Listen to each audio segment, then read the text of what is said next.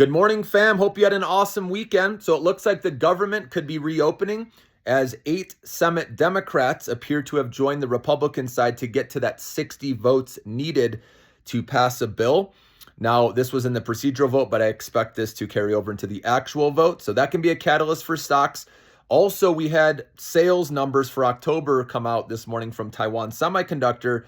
They were good numbers, but the growth was less compared to last year. And so you're going to hear people debate, back and forth on, obviously mature companies, right, that have had really strong sales. They're going to see a slowdown in growth percentage at some point.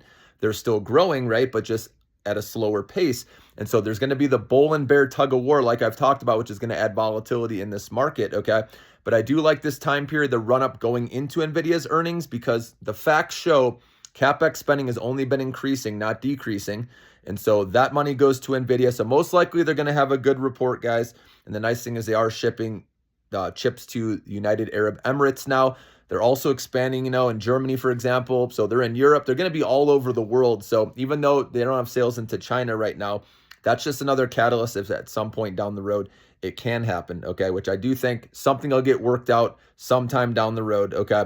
But right now, obviously, that's not even factored into their guidance. So if there is any progress there, again, that'll be a catalyst later. But anyways, stick to best in breed, guys. So NVIDIA, you guys know I told you I bought in the 184s on Friday and some other names that I put out there. That's what you have to do. You have to buy into the fear, because by the time, right, you see this morning, a lot of these stocks were already up big because the insiders having access, right, overnight trading and all that. So buy into the fear.